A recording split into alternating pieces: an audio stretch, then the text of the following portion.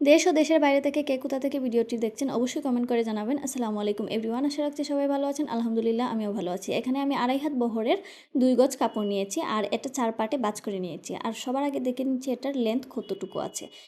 তো দেখাচ্ছি আজকে কিভাবে আমি 46 বডির জন্য প্লাজো কাটিং করব। মানে নরমালি প্যান্টও না প্লাজো না এরকম সিস্টেমের। আর কাপড়ের লম্বা আছে সর্বমোট 41 ইঞ্চি।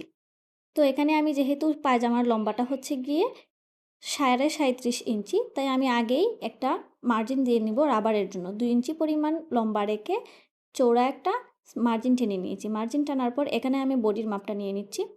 বডির ফিটিং হচ্ছে গিয়ে 44, তাই জন্য আমি আরও 3 ইঞ্চি বাড়তি রেখে হাফ ইঞ্চি পরিমাণ সেলাই এবং লুজ রেখে এখানে 14 ইঞ্চি পরিমাণ কোমরের যে মাপটা আছে এটা নিয়ে নিচ্ছি। এবার হাইয়ের মাপ হচ্ছে গিয়ে 14.5 ইঞ্চি লম্বায় নেওয়ার পর আরেকটা মার্জিন দিয়ে নিলাম। নেওয়ার পর এবার স্কেল দিয়ে সোজা কোমর থেকে ওই হিপ পরিমাণ একটা টান দিয়ে নিয়েছি। এবার হিপের লুজ লুজ কতটুকু নেবেন এটা অবশ্যই একটা গুরুত্বপূর্ণ প্রশ্ন। হিপের লুজ কতটুকু নেওয়া প্রয়োজন? নর্মালি একটা গজ কাপড়ের পাশ বা চৌড়া থাকে 15 ইঞ্চি, তো এখানে আমার আছে 18 ইঞ্চি। আমাকে আর কোনো ধরনের কলি কিংবা কোনো কিছুই দিতে হবে না। আমি সুন্দর করে একটা শেপ দিয়ে দিব, রাউন্ড শেপ। অবশ্যই একদম দাবিয়ে দেওয়া যাবে না। এটা আপনাকে, আমার এখানে আছে 4 ইঞ্চি, 5 ইঞ্চি নিলে সর্বোচ্চ ভালো হয়, যদিও তারপরও আমি চেষ্টা করছি কাপড় যতটুকু আছে ততটুকুর মধ্যেই কলি না দিয়ে একদম চওড়া হাইয়ের লুজ রেখে, মানে হিপের লুজ রেখে সালোয়ারটা কাটিং করতে। এবার লম্বার মাপ নিয়ে নিব। রাবারের নিচের জন্য যে মার্জিনটা দিয়েছি ওইটার নিচ থেকে 37.5 ইঞ্চি পর্যন্ত লম্বার জন্য একটা স্কেল দিয়ে মার্জিন দিয়ে নিচ্ছি। আর পায়ের লুজটা হচ্ছে গিয়ে 10 ইঞ্চি, তাই এখানে আমি বাড়তি আরও 1 ইঞ্চি সহ 11 ইঞ্চি লুজ নিয়ে নিব।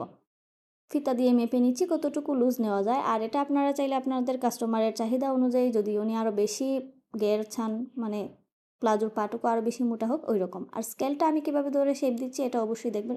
এটা একটা শেপ না, আমি রাউন্ড শেপটা উপরের দিকে দিয়ে সোজা দিকটা নিচের দিকে দিয়ে তারপরে শেপটা দিচ্ছি। আর দুইটা শেপ দিচ্ছি, একটা সেলাইয়ের জন্য আর একটা বাড়তি আমি কাটিং করার জন্য। আর কর্নারে একটু বাড়তি কাপড় রাখতে হবে, না হলে যখন আমি কাপড়টা উল্টে ভাঁজ করব পায়ের দিকে তখন কাপড়ের শর্ট পড়ে যাবে আর পায়ের দিকটা সুন্দর হবে না। কাপড়টুকু একটু এলোমেলো ছিল, আমি কাটিং করে সোজা করে নিচ্ছি।